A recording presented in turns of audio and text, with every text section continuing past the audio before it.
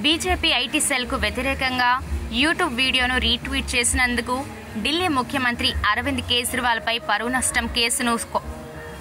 నష్టం కేసును కొనసాగించకుండా ట్రయల్ కోర్టును సుప్రీంకోర్టు సోమవారం నిరోధించింది. న్యాయమూర్తులు సంజీవ్ ఖన్నా, దీపంకర్ దత్తాలతో కూడిన ధర్మాసనం విచారణను మార్చి 11వ తేదీకి వాయిదా వేసింది. ఈలోగా ఈ అంశంపై విచారణ చేపట్టవద్దని, కేజ్రీవాల్పై బలవంతపు చర్యలు తీసుకోవద్దని ట్రయల్ కోర్టును సుప్రీంకోర్టు ఆదేశించింది. యూట్యూబర్ ధ్రువ్ రాఠీ 2018లో రూపొందించినట్లు చెబుతున్న ఓ వీడియోను కేజ్రీవాల్ రీట్వీట్ చేశారు. దీంతో ఆయనపై క్రిమినల్ కేసు నమోదైంది.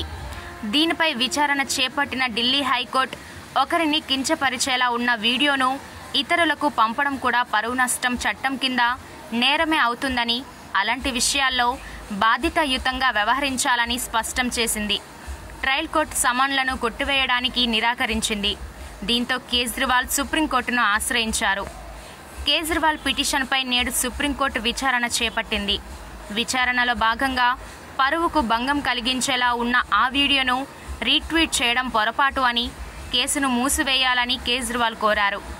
ఈ మేరకు కేజ్రీవాల్ తరపున సీనియర్ న్యాయవాది అభిషేక్ మను సింఘ్వి న్యాయస్థానానికి తెలిపారు. కేజ్రీవాల్ తన తప్పును అంగీకరించినందున ఈ కేసులో ఫిర్యాదుదారు సూచనను సుప్రీంకోర్టు కోరింది. దీనిపై తమ అభిప్రాయాన్ని చెప్పడానికి ఫిర్యాదుదారు తరపు న్యాయవాది రాఘవ్ అవస్థి సమయాన్ని కోరారు.